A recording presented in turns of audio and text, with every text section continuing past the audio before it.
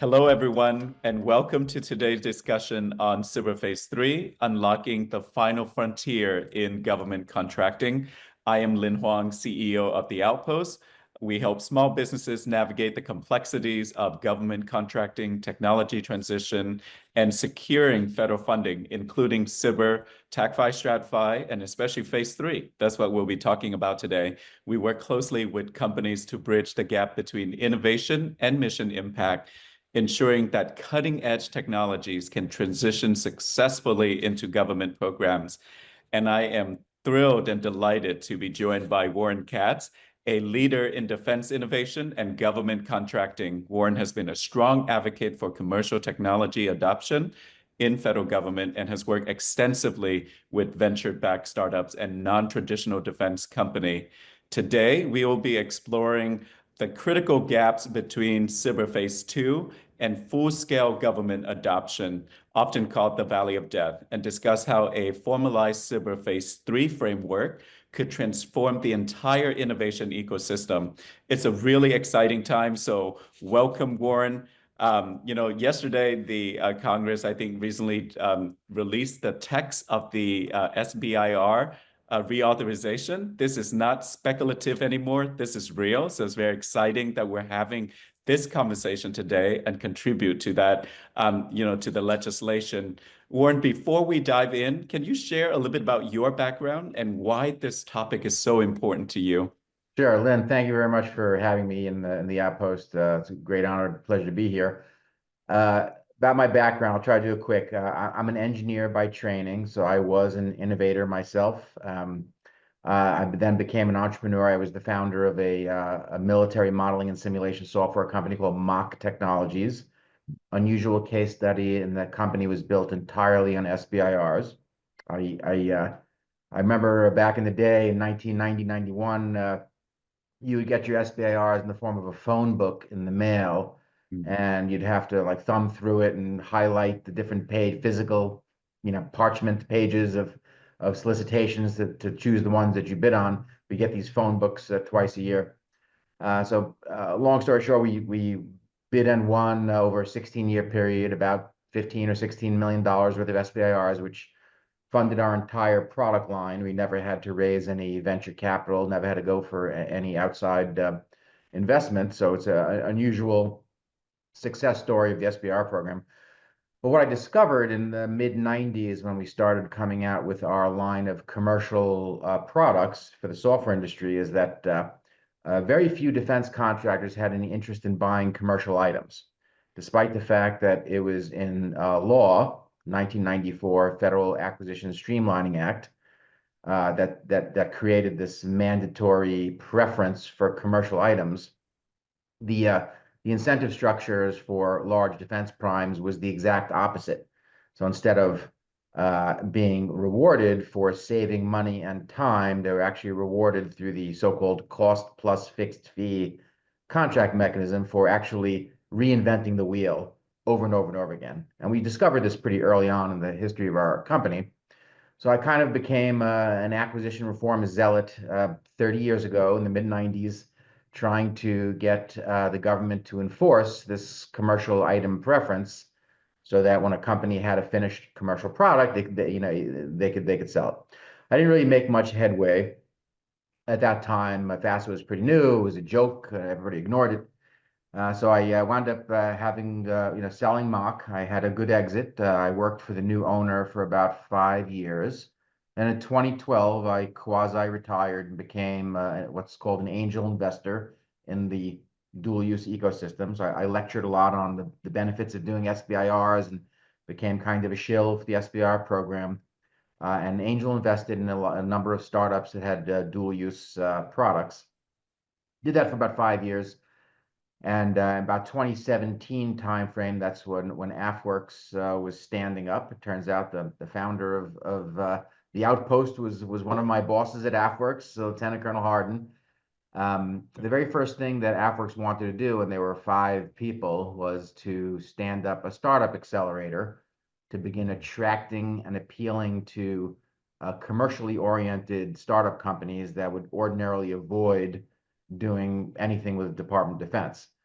The AFWERX people wisely realized that the amount of money that the commercial world was investing in research vastly outstripped what the Department of Defense was investing in research. So the DoD really kind of had no choice but to piggyback onto what the commercial world was doing. Otherwise, there'd be no alternative but for the DoD to fall behind if they tried to continue to do everything themselves. So the very first thing that AFWERX wanted to do was run a startup accelerator. They reached out to Techstars, which was an operator of startup accelerators all over the world. I was known as the government guy in the Techstars ecosystem, the guy who knew how to deal with Department of Defense. One thing led to another. I agreed to come out of retirement and run the Air Force Accelerator powered by Techstars here in Boston, starting in 2018. As over the ensuing 3 years that AFWERX did its seminal work in open topics, the 15-page pitch deck, TACFI and StratFi, awarding contracts in 3 or 4 weeks instead of 6 months. So all these very, very seminal disruptive changes to the Air Force's SBIR program, which, by 2020, 2021, turned AFWERX into what I would consider a success disaster. Instead of getting a couple of hundred proposals a year for the Air Force's SBIR program, they wound up getting between 2,000 and 5,000 a year, which was phenomenal. The Air Force had its pick of the litter for new innovative ideas.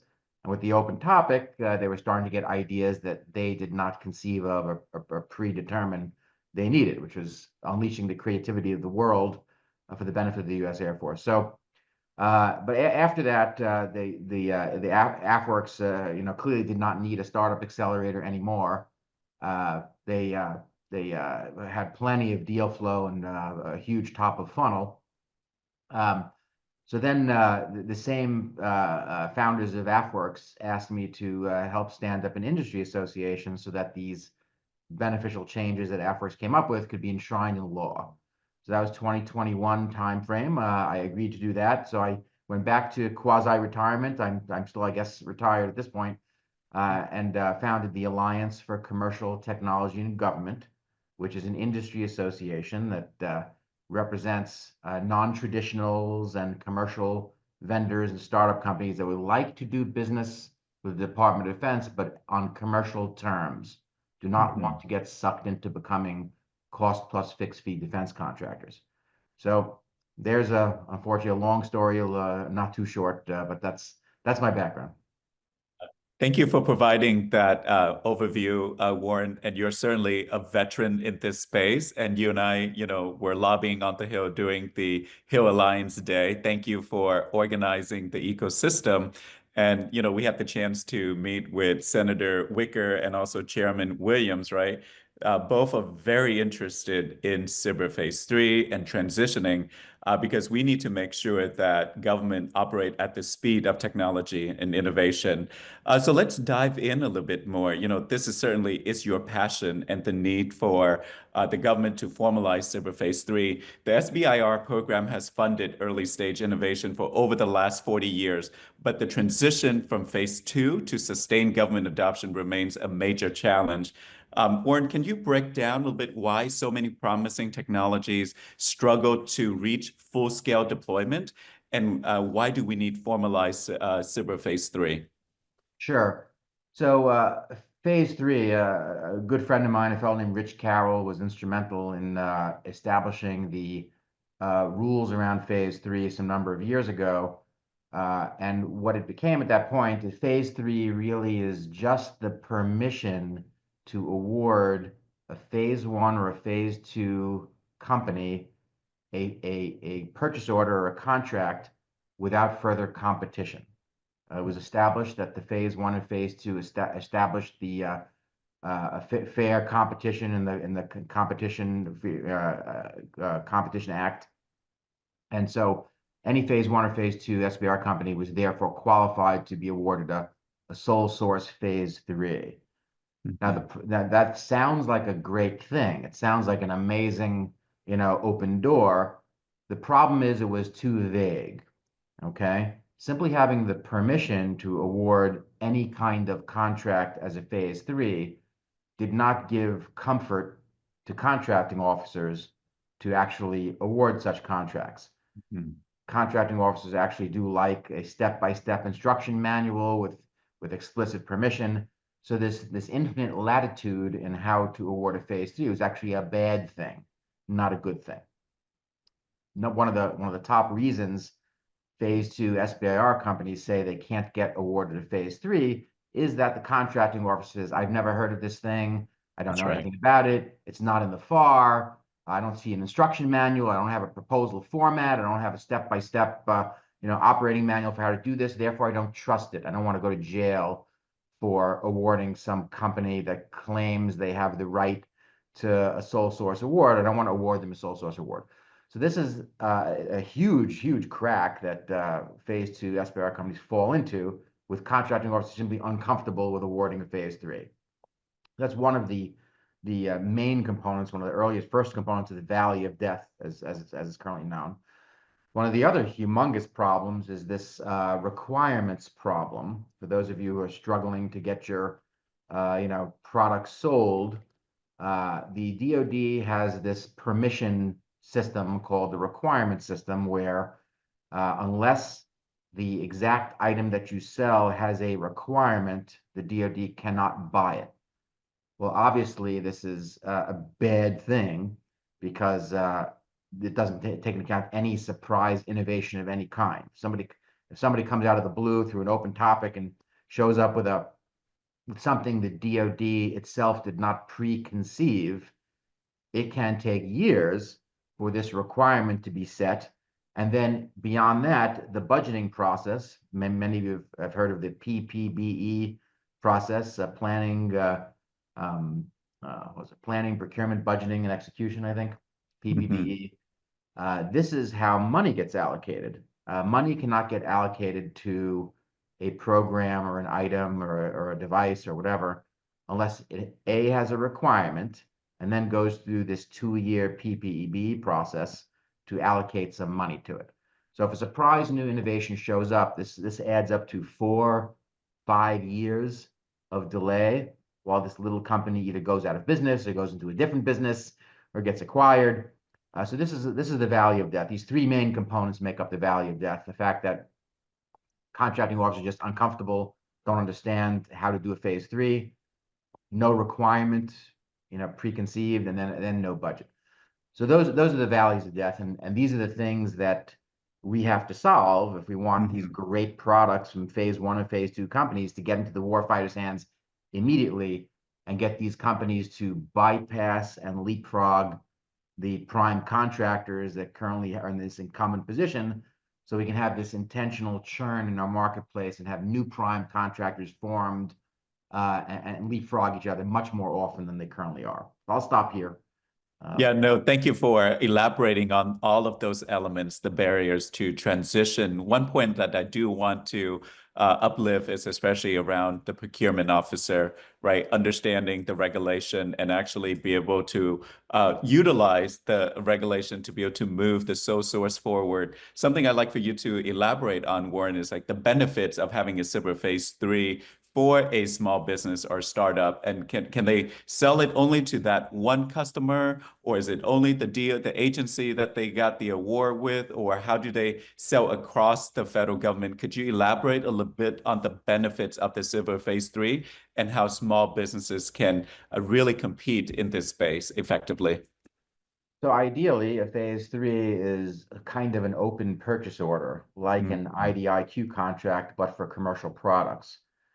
Any organization anywhere in the federal government, though not just the Department of Defense, but the federal government, I believe, can MIPR or do a wire transfer, intergovernmental wire transfer of cash to an open phase 3 contract, like an open purchase order, and buy as much product as like. I don't think a phase 3 contract has a ceiling. The term of art ceiling is the maximum amount of money that can be put on a contract. I don't believe phase 3 SBIRs have a ceiling, and there are a couple of examples. I think a company called Progeny Systems put more than $1 billion on a phase 3 SBIR. For most companies these days, they don't want a cost plus fixed fee hourly labor contract as a phase 3. They would like just an open purchase order for product which is ideal. But again, having this open purchase order with no further competition means anybody around the entire federal government just go to that open contract, throw some money on it, and buy some product. Yeah. And I'll just put a comments in here too, especially for a lot of startups that are fundraising.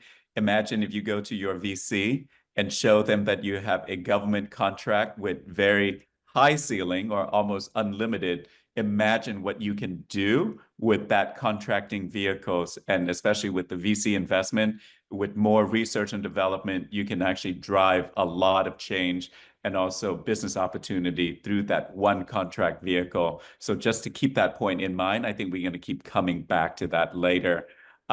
This crowd is very informed. They want to make the connection between Air Force, StratFi, and TACFi, and the SBIR Phase III. So, we've seen Air Force, StratFi, TACFi models help bridge this gap.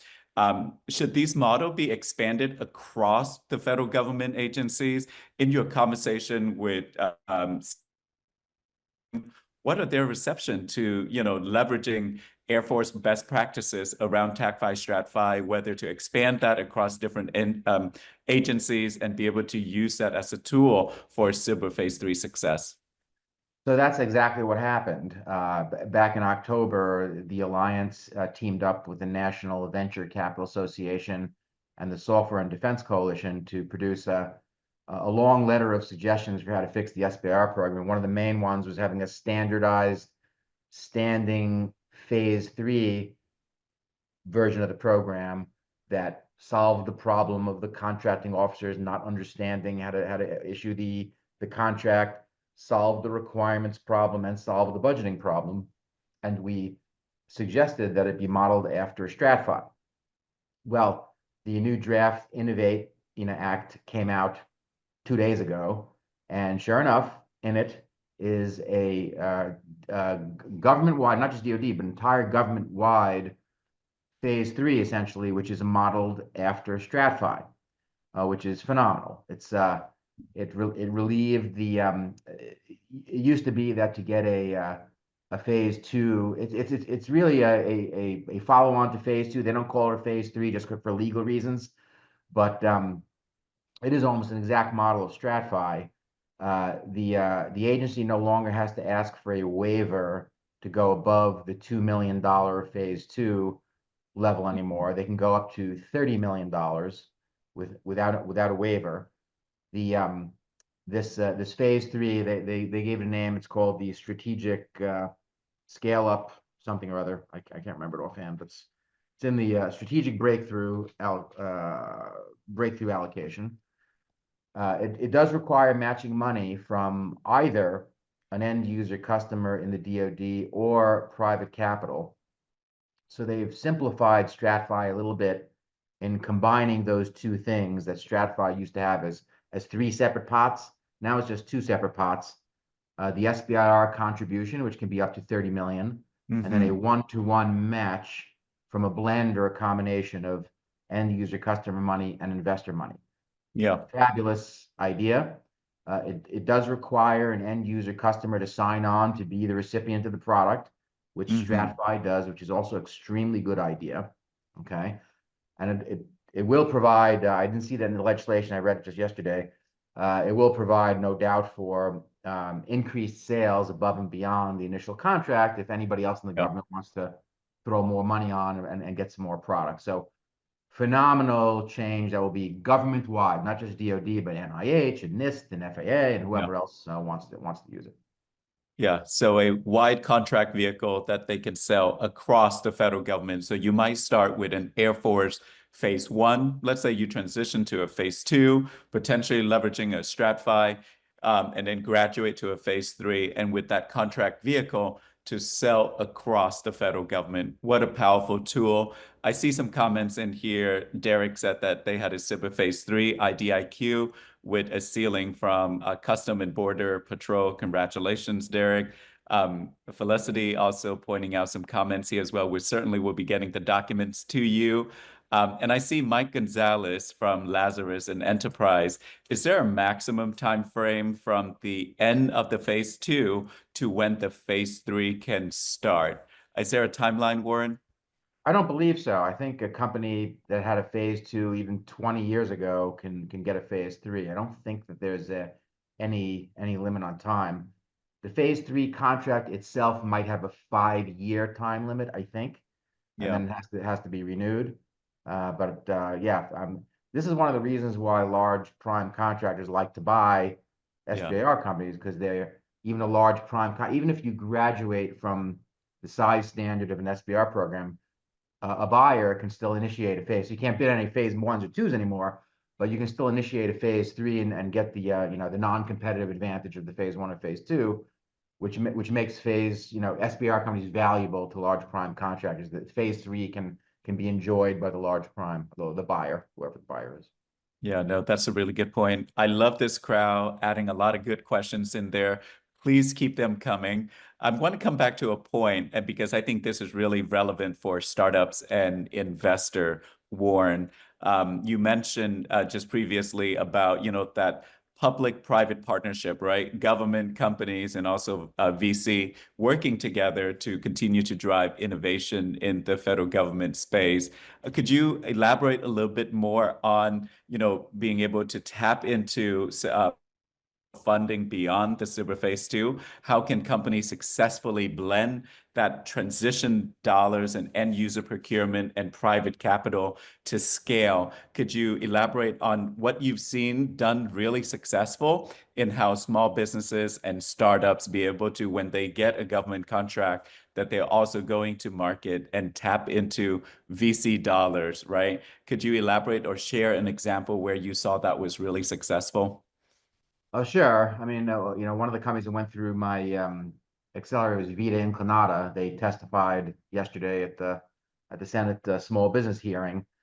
They went through phase one, phase two, got I think 2 phase twos, and then they went ahead and got congressional plus up through Hmm. regular lobbying efforts, and are putting that money right now. They actually were awarded a phase three by the Air Force and I think also by the Army. And I think they have now a $50 million IDIQ contract that's about to be awarded as a phase three SBIR. And I don't know if all the $50 million funding there, but I think they may have a ceiling. Ceilings are not necessary. They're optional. You don't have to have a ceiling on a phase three SBR. Some contractors will put one on there for some reason, but it's not legal. It's not legally required to have a ceiling. So that's one really good example. Venture capitalist wise, there's a ton of companies that, I mean, phase one and phase two SBRs can look a little suspicious to a venture capitalist, because like, all right, this is R&D, funny money. This isn't really a product purchase yet. But when you get to phase three, when there's actually an end user buying the product, that sends some pretty strong demand signals to a venture capitalist that says, all right, this is not just a science project anymore. This is transitioned into a product, and now there's actually a customer that wants it, and even better, is willing to part with some cash out of their own pocket to buy it. Another good example is Istari. I mean, they had a little bit of a unfair advantage, and Dr. Roper is Will Roper is the founder of Istari, so he knew how the whole system worked. But I think they got a $20 million StratFi for their very, right out of the chute. I think that a phase one that went immediately to a StratFi. Again, worked very well in their favor. Tons of other companies. I think the number of companies that have gone through StratFi right now is 50. I Yeah. think that's right, something along those lines. Phenomenal, opportunity to immediately go into full scale production. There's still the issue of is there a requirement there to immediately place the product can go underneath a requirement. There's one of the things the Alliance is doing is this thing called JSIDS reform, which is reforming the requirements process. Very necessary. And we're also big proponents of this PPBE reform. And Hmm. the way both of those look is in the requirements process, instead of specifying the exact specifications of a weapon system, you take yourself out to an abstraction level and simply describe what that system is supposed to do.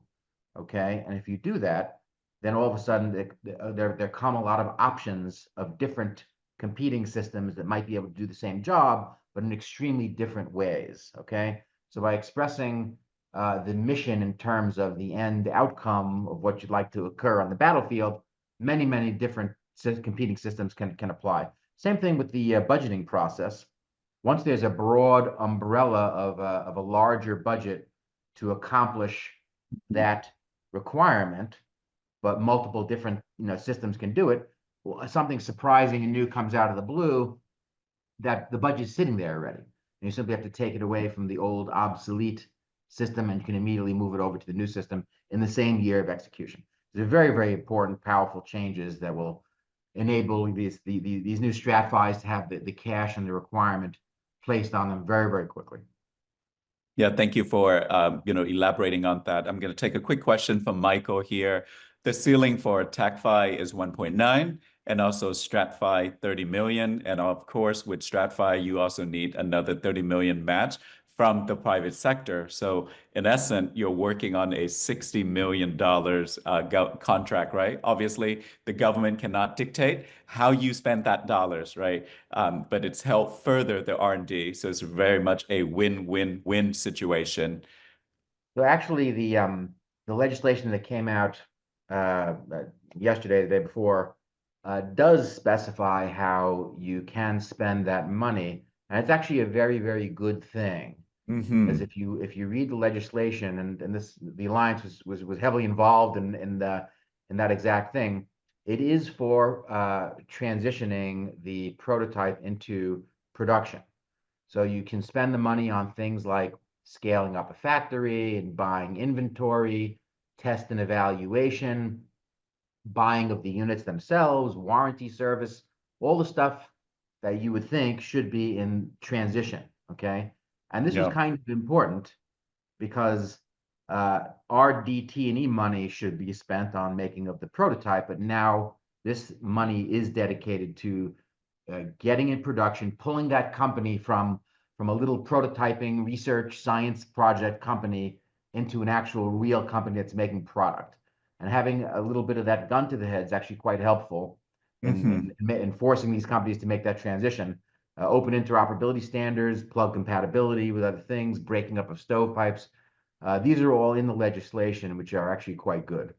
Yeah, no, thank you for pointing that out in real time. And that's why it's so beneficial to have Warren here today, because the legislations are changing, right? Whether it's the ceiling, one of the attendees here mentioned that the TACFI ceiling is, 2 million. I'm just referencing what was on the AppWorks website for 2025, and it's 1.9. So it's really up in the air, and potentially it could change. And that's why, having a robust ecosystem like this, listening to your feedback, and Warren always on the Hill, advocating for the voices of small businesses to make sure that fits, what your priority is and what's important to the government.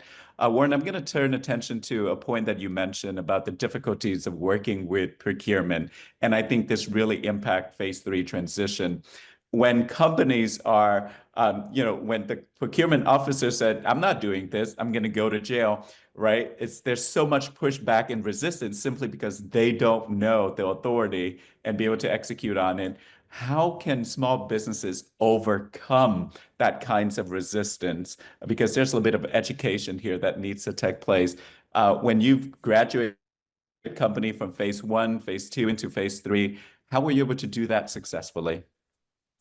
So this is something that the Alliance is actually working on right now. There is, as you're aware, there's something called the Federal Acquisition Regulations, the FAR, and it turns out that the Phase 3 authority to award a sole source contract is currently not included in the FAR.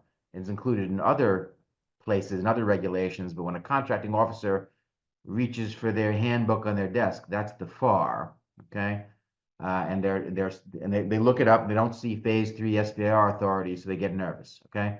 So one of the things that the Alliance suggested for this SBIR reauthorization was to put Phase 3 authority into the FAR formally. Yeah. And it turns out that that's not the jurisdiction of the Small Business Committee. Yeah. So they couldn't put it in the reauthorization legislation. It's a different committee. So Yeah. we have to now go work with this other committee to put the FAR in the put Phase 3 authority into the FAR. And I think we'll do it. We just have to Yeah. take a little more time and a little more effort. The other part is education, which is not really well done, and that was also one of the suggestions that we made in our letter, was to have the Defense Acquisition University run special courses and classes, or offer them for how to do a Phase III SBIR. Again, that didn't get into the reauthorization because it wasn't the jurisdiction of the committee. It's this other committee. So we're going to keep working on that. Yeah, perfect. Thank you for that. You know, when you and I were on the Hill, one of the concerns that I heard was about SBIR mills, right? Companies that rely on SBIR funding, but never transition to anything further than that. They're just relying on R&D funding.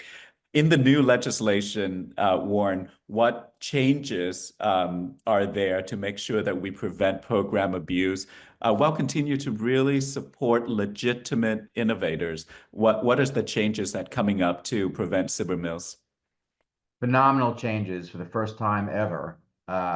It was often debated about whether the SBIR program is actually just another research program or commercialization is mandatory. And the Republicans and Democrats have a little bit of a different opinion. But in this Mhm. particular reauthorization, the hammer has come down, and it is quite clear that the SBIR program is seed capital, like venture capital, and after a couple of tries at bat, if you can't commercialize your product or technology, you're out. Okay? Couple of things. One, which we didn't even ask for, but there's a lifetime cap of $75 million for Phase I and Phase II. Once you hit that, can't get any more SBIR money. Now uh, we'll see if it sticks. They're going to conference. They'll negotiate these things, but right now in the draft, $75 million lifetime cap Mhm. for any one company, which we think is a great thing, great idea. Yep. The $75 million, if you think about it, uh, any company that goes to get venture capital, you don't have just one venture capitalist. You might have 3, 4, 5, 10 investors. The SBIR program is just one of what could be 10 or a dozen investors. So if you've won $75 million of SBIR money, you probably have gotten 200 or $300 million of money from all sources combined. If you can't get your MVP out the door for 200 or $300 million, you probably are abusing the system. So that's a very good thing. The other really interesting change is a very good commercialization benchmark. A commercialization benchmark did appear in the 2022 reauthorization, but it was a joke. I won't even go into it. It was a laughable joke with no penalty. So the commercialization benchmark now in the legislation is once you win 25 Phase IIs, which Mhm. is about 50 million bucks, which is a Yeah. lot, 50 million bucks, Well, the company must demonstrate that it has earned more than that amount of money from all other sources combined, not investment, but yeah. revenue. Okay.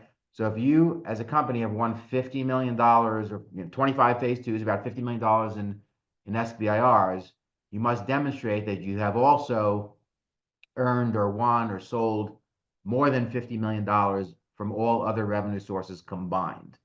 And this sends a very clear message to the companies: doing SBIRs is not going to be your main business. It's not a business, okay? It's Right. investment capital to put you into a business, but we expect you eventually to leave, okay? Which is a critically important message. So very, very valuable change to that program with this meaningful commercialization benchmark. And the penalty for violating this benchmark is you can't bid any more Phase Is, okay, Mhm. until you exceed that number. So this is really valuable way to start shoving, companies, throw the little birdie out of the nest, shove companies out the door, and try to get them to graduate, to understand unequivocally that the goal of Mhm. the SBIR program is graduation. You're not allowed to stay. You're not allowed to stick around. First time in the history, in 42 years, that that message is coming through loud and clear, which we're very excited about. No, that's great. And thank you for elaborating on that. You know, it's really important that we level the playing field for small businesses, especially true innovators, to compete effectively in this space. And so thank you for all the good work that you're doing. I see that there are lots of people coming in. This crowd is very excited to talk with you, Warren, directly. They don't need to hear from me, right? You are the subject matter expert. But before I open up to the large audience here, Warren, with uncertainty in the federal government right now, especially around DOGE and contract being canceled and programs being reevaluated, could you just give us an update on the landscape that we're in and is there a general consensus and support for the SBIR program in the long run because there's so much uncertainty in the government federal market right now. What are you seeing? What are you hearing in this marketplace? Well, the SBIR program is widely acknowledged to be one of the better, better designed programs in the entire, DoD. DIU is also, up there, the way that SOCOM buys, the Space Development Agency, and it all revolves around the same concept of shifting away from this cost plus fixed fee labor model into something that looks more like a commercial product model. I experienced this trouble at my company, Mock, back in the mid 90s to the time I sold my company in 2006. This is the issue that Palantir wound up suing the Army over in 2017, the violation of the Federal Acquisition Streamlining Act, that violation of this commercial item preference. This is the way Anduril wants to sell to the government. This is the way SpaceX sells now. And it just makes so much sense. SpaceX is like, look, I can get you X kilograms of payload into Y, kilometers of orbit, and it's none of your business how I do it. Okay. Yeah. I'm going to charge you X dollars per kilogram per, kilometer in orbit. And how I do it is none of your business. And they wound up, crushing everything that NASA and the United Launch Alliance has been doing. So this notion of we're going to unleash the creativity of industry by paying them a firm fixed price and having them put all their mental effort in how to make that product better, faster, cheaper, and have head-to-head competition going on all the time. I mean, the current business model I call a serial monopoly model. Yeah. Is like something like a Joint Strike Fighter or a tank or whatever. They give these companies multi-decade long monopolies and pay them by the hour. It's the stupidest way you can possibly imagine to buy something. Paying somebody, not only paying by the hour, but reimbursing all of their costs and then a profit on top. I don't even know who came up with this model, Yeah. 50, 60 years ago, but it's probably the worst way you can possibly buy anything. So the mental model with DOGE and reform in the DoD is all going towards this commercially a model that resembles the commercial world, where maybe you have some seed capital, the government throws out a little R&D money, that's fine. But once something gets to the prototype form, it's like, okay, we want to compete these things head to head, have open interoperability standards so everything's plug compatible. The day a new product that obsoletes the old product comes out, we can unplug the old one, throw it in the garbage, plug in the new one the next day. Okay. And this way we have this fine-grained competitive marketplace that's actually rewarding the innovator in a timely manner. So that is the mindset of all of this work in the DoD to reform the DoD. SBIR is in there. As a matter of fact, in the Forged Act, I'm sorry, not the Forged Act, in the SBIR, in the Innovate Act, the default SBIR contract type is now required to be firm fixed price, not cost plus fixed fee. You have to get a waiver if you want to do a cost plus fixed fee SBIR. A lot of companies I know, Vida and Clenado is one, that the Navy was like, no, we want to do a cost plus fixed fee with everything. All of our phase twos. We want to indoctrinate little companies into doing government contracting. It was the exact wrong thing to do. Exactly the opposite of what you want to do. And Vida was like, you know what? No, I'm not going to do it. I don't want to ever become a cost plus fixed fee. I'm a product company. That's right. You want to buy my product? Buy my product. But I'm not going into the labor business, not at all. Okay, which was brave of them to do, is they turned down some money, but now firm fixed price is the default in the SBIR program. If that term survives, which it should, and you have to get a waiver to do a cost plus fixed fee, version of the contract. Great. Let's turn it over to our attendees. I ask that you introduce yourself, your name, your organization, and a short question because we have over 30 people raise their hands and they want to talk directly to Warren. I see a friend here, Ann Peterson. Do you want to go ahead and start with your questions, Ann? Hey, certainly, Lynn. Hi. Hi, everyone. My name is Ann Peterson. I'm the Montana FAST Director, and I'm based at Montana State University's TechLink Center. I'm really curious about some of the focus on commercialization, which I think is brilliant, how that might affect future topics. And some of the companies that I am aware of, companies who end up doing sort of research and development for programs, and that really doesn't go anywhere. It doesn't productize. I'm curious if that may be pushed more down now back to academic types of research, or what your thoughts are on kind of the technical risk that's going to be included in these topics from now on. No, well, you're exactly right.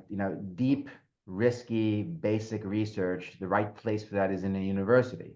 Yeah. There may be some giant companies that have, some risky research, or there are quantum computer companies that have raised venture capital and they're doing their own basic research. There are, fusion, reactor companies that raise large amounts of private capital that do it also.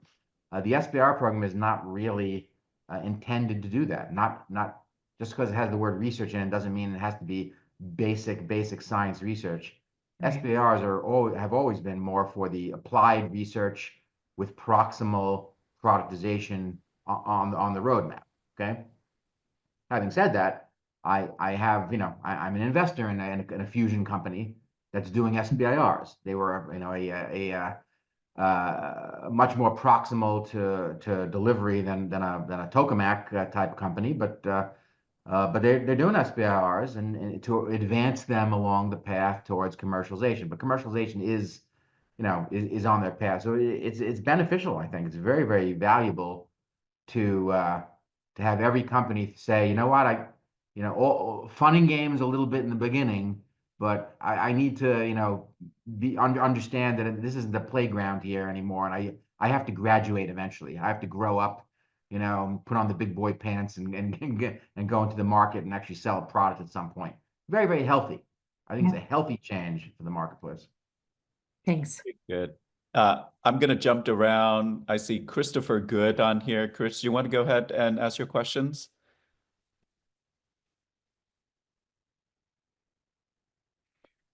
All right.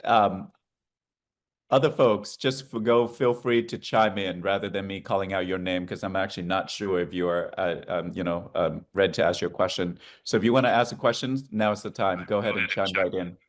Hey there, this is Amanda Krantz. Can you guys hear me? Yeah, go ahead, Amanda. Cool. You mentioned the $75 million cap. I was just wondering, is that for but you also said phase three, there was no cap. So if there's a $75 million SBIR cap, does that only apply to phase one and phase two, not phase three? Correct. Okay, cool. Just wanted to make sure. Hey, how's it going? This is John Rios. I'm Director of Contracts over at Decision Lens. I had a follow-up question on that phase three. You said there's no limit on the IDIQs. I've talked to a couple of KOs and they've always wanted to push for a ceiling on those IDIQs. Any advice on how to push for no ceiling on one? Well, this is again one of those comfort things. If you got a contracting officer who's willing to do a phase three in the first place, you're actually in better shape than most. There's a lot of contractors denied the existence of the phase three. So one step at a time. Okay. If you have to have a ceiling, if you have a 5-year, $100 million ceiling, okay, it's a ceiling, but 5 years go by, the contracting officer is comfortable, and you ask him, can you raise my ceiling to 250 from 100? Okay. It has to be what is comfortable for them, so they don't, think they're gonna get fired. Would I push for an unlimited ceiling, my very first phase three with a new contracting officer who's never done before? No, I would do whatever they're comfortable with, and then as time goes on, say, hey, can you bump it? They'll read the rule book. They'll ask a couple of friends who are also contracting officers, and they'll get comfortable. Thank you, Warren. I appreciate it. And I would just also add, is this also encourage government to talk to government, encourage that contracting officer to speak with other contracting officers who've done phase three before. That's super helpful when they talk to each other, and also involve the SBA. right, who run the SBIR program, and that they can provide the download and the education to the procurement specialists. I think that'll be another source of help for you guys as well. Chad Cravens. Hi, yeah. Good afternoon. Thanks for putting this on. This is great. So we're currently working a phase two, and I guess I've got maybe two questions, and I'm not yet taking anything to phase three. And I'm just not real sure yet kind of how that process works. I hear things about establishing IDIQs, but how do you, I mean, where do you even start? Do you have to go get POM? Are you providing an unsolicited, essentially, proposal to a contracts office or program office? And also, it kind of seems like a lot of people really don't even know about phase three, so I find myself trying to educate, folks on it. So I guess maybe my question is, where, as a phase two company, where do we even get started, down this path? And then the other thing would be around, data rights, like, maybe working with customers who, maybe they didn't understand the SBIR program when they got involved in it, and, they don't really have an intention of going to phase three. So how do SBIR data rights work to kind of protect the market of the small business? And how do you ensure that those rights are essentially being protected and enforced with the organization you're working with? Yeah, you have about like 7 questions wrapped up in that, which Sorry. could take quite a bit of time. And this is something the Outpost is actually quite good at, is getting companies there, getting them to phase three. But in short, the first thing you have to do is find that end user customer in the DoD who's not the R&D funder who gave you the SBIR money. I don't know if it's an AFWERX one you're talking about, or some other service, but you have to find the actual user of the product and talk them into wanting it. Sell the finished product. It's not quite finished yet, but sell it to that end user. Once you have the end user on board, then you have to go work is there money there, and is there the requirement broad enough? Okay. So you find the end user who says, I'm a guy, I love this thing, I want it badly. And then you have to start working on, does this person have a budget? What budget would it fall under? Is the description of that budget broad enough to buy this product? And is there a requirement? Okay. And if those things are not, then that's where the work is for you to start getting the budget to look like something that they can buy your stuff, and get the requirement to be broad enough to cover your stuff. Then above and beyond that, you have to go find the money. There has to be money, and if there is no money, or it's already programmed for some other system or something, then you have to go to Congress and start working on this congressional plus up activity, so the money eventually finds its way to that end user customer. So then you've got everything lined up. You've got the requirement all set, so they're allowed to buy your stuff. You got the money flowing through the pipeline to get to that end user customer. And then you got an end user customer who will tell their program, I want this stuff, go buy it for me. Here comes the money, here comes the requirement. That's kind of how that works. Awesome. I'm gonna try to cue someone in on the phone, ending in 2149. If you want to ask a question, please go ahead and unmute. All right, we didn't hear from you. We'll go to Dennis.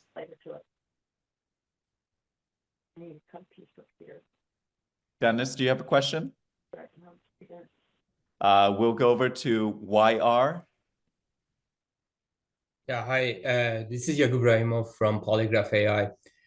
My question is, we unintentionally found our way through the defense-related environment, where we worked with some nonprofits, and our solution was productized for intelligence. You muted yourself accidentally. Oops, sorry. I'm going to repeat again. We unintentionally found our way towards being a dual use, as we were working with some of the nonprofits. Now we have quite a few defense-related groups are using us via the nonprofits. But I don't, as a majority shareholder, I'm not a U.S. national. I'm still a non-immigrant status. What is the easiest way to find your way to actually be qualified to work with those groups? Do you have any experience with those? Yeah, quite a bit. Several of the companies that went through my program were Canadian, some European, and I eventually got them to be able to do SBIRs. There's a couple of usual paths. One, you can just simply team with a U.S. company that is 51% owned by U.S. persons. You will only be able to take 49% of the phase two. I think it's both phase one and phase two. That other company will have to do the majority of the work. And you have to be a little bit careful there that the other company isn't a direct competitor with you, because they may get grabby about your intellectual property. So make sure it's really a peripherally related partner and not a direct competitor, somebody who could take your IP, take your product. So that's the first obvious, most straightforward path. The other path I recommend that's a little better than it's not as fast, but it's a little more control, is for you to set up a U.S. subsidiary of your company that is 51% owned by U.S. persons. You can set up another company. You give that equity out to the people who work in that company and have a 49% equity ownership by the parent company, and that is okay. You can do that. They'll unwind all the equity to make sure that it's all the equity is clean. They'll determine who the other 49% is, but that is legitimate. 51% owned U.S. company by U.S. persons can do an SBIR with a license agreement from a parent company that has the 49%. So that's the other way to do it. Third way to do it is just get your green card. It's a U.S. person, not a U.S. citizen, which means it's either a U.S. citizen or a green card holder. Now, above and beyond that, there are also some arcane rules regarding situations where less than 51% of the equity of the company has to be owned by human beings. There's a blending now. I think it's up to 20% of any one shareholder that's not a human, that's a venture capitalist or an investment fund of some kind, can own up to 20%. And if I recall correctly, you can have up to 3 of those that own up to 60% of the company, with human beings owning the other 40%. Now, those rules change often. It's not for everybody, and you have to see whether your agency allows that sort of thing. But I do remember that being one of the ways to not have to be 51% owned by humans. So those are the 3 ways I know. Thank you. I appreciate you.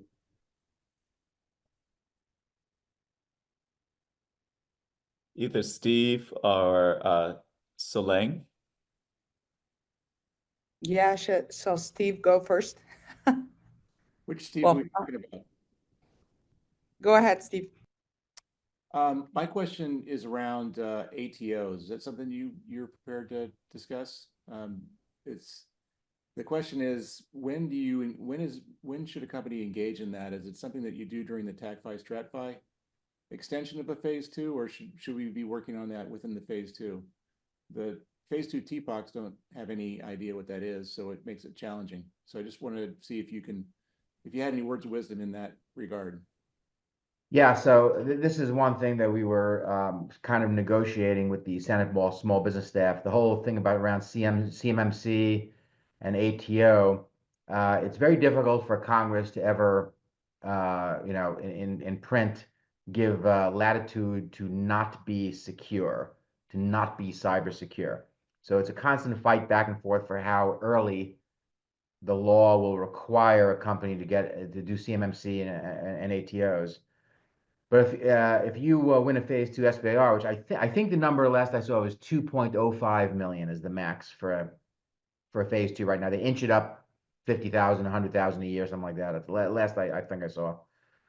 For that kind of money, you can invest $100,000 or $200,000 in your CMMC ATO process during the course of your phase 2, and you should, because as you're approaching the end and you want to go into phase 3, you want to be able to tell the phase 3 customer, yeah, ATO is in process, the CMMC, we're CMMC compliant already, we did the self-certification, don't worry about it, okay? By the time you come to wanting the product delivered on your government system, we'll have the ATO, and we'll be all CMMC compliant, don't worry about it. That's the story you'd like to tell, okay?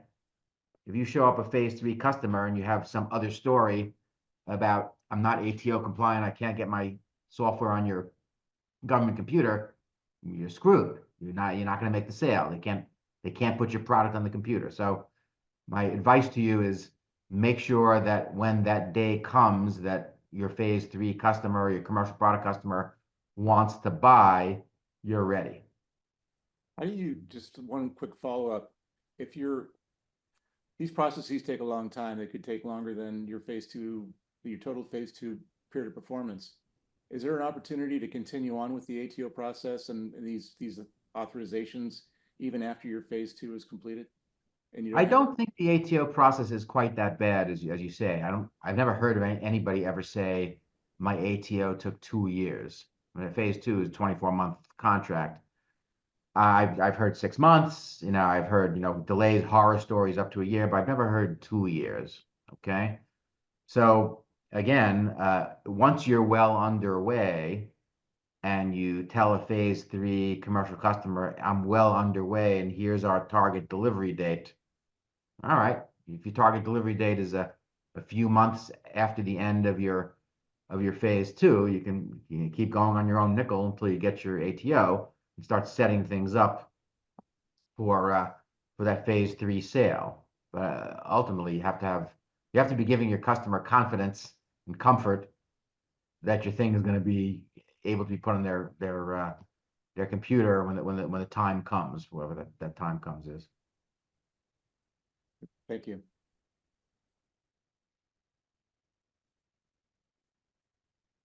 Let's see, are there any final questions? I know that we're coming up here at the top of the hours.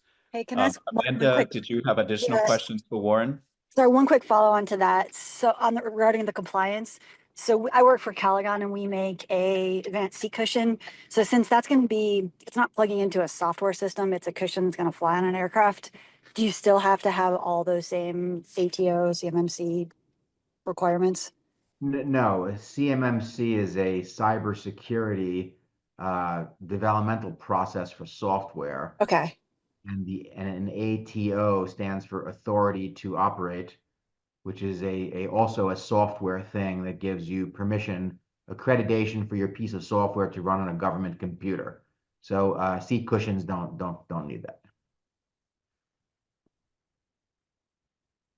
Great. Thanks so much. Appreciate it. Thank you, Amanda, for your question. I'm just going to head and take back the questions here and wrap up this sessions. Before we close out, Warren, what are your suggestions in terms of biggest call to action for startups and investors, knowing that the legislation right now is on the table? What can the ecosystem do to make sure that SBIR Phase 3 become a reality? What steps should they take right now? Great question. So first of all, join the Alliance. I think I saw some question go by. How do you join the Alliance? Go just Google the Alliance for Commercial Technology and Government. Go to our website. There's a link there. Just join. It's cheap. I think for the lowest level, smallest companies like $325 or $375. So it's really inexpensive. So please do it. We have about 70 members now. The more members we have, the more clout we have. So that's one thing you could and should do. You'll attend our events. You'll get on our mailing list. The second thing you can do is if you have a congressional member whose district you are in, and they are on the either the House or Senate Armed Services Committee, or the House or Senate Small Business Committee, or the House Science, Technology, and Space Committee, those are the 3 committees of jurisdiction over the SBIR program. The HASC and SASC can comment, but ultimately it is the Small Business Committee, both in Senate and House, that control the SBIR process. So Senator Joni Ernst, the chairwoman of the Senate Armed Services, Senate Small Business Committee, just came out with her legislation, and the Republicans control both the House and Senate right now, so it looks pretty good. However, to be frank, the Democrats usually resist any changes to the eligibility for SBIR mills. Okay, so that's going to be a big fight. We know that already.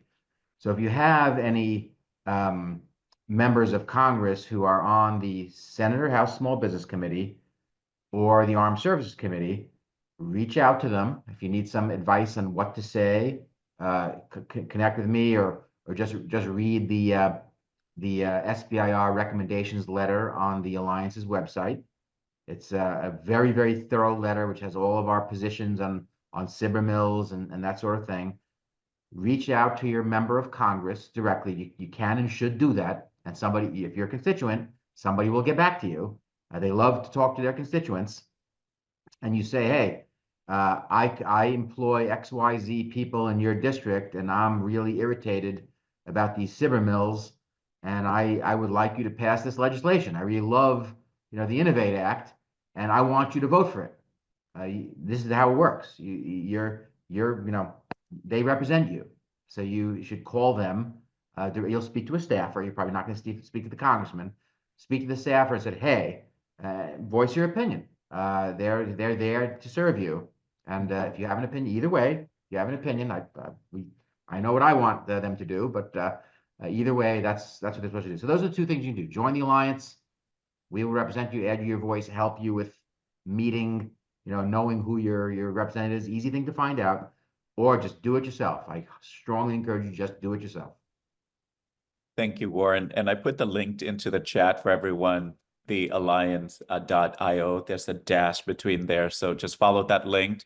But there's so much interest about SBIR Phase 3 here. Hundreds of people, sign up. Lots of people participated today. It seems like we might need to have a follow-up sessions, Warren, as you and I comb through the legislation and continue to make recommendation changes to the language and have conversations with stakeholders on the Hill. It's really important that we capture all of your recommendations from the ecosystem here and bring that to the forefront, and we can do that through the Alliance. So just want to wrap up today. Warren, this has been an incredibly an insightful discussion. Thank you for your expertise and for shedding light on how we can unlock the full potential of SBIR Phase 3. And thank you to our audience for tuning in. If you are a startup, an investor, or a policymaker, now is the time to push for a formalized SBIR Phase 3. So let's keep this conversation going and ensure we transform innovation into real government adoption. So until next time, stay innovative. Talk to you guys soon.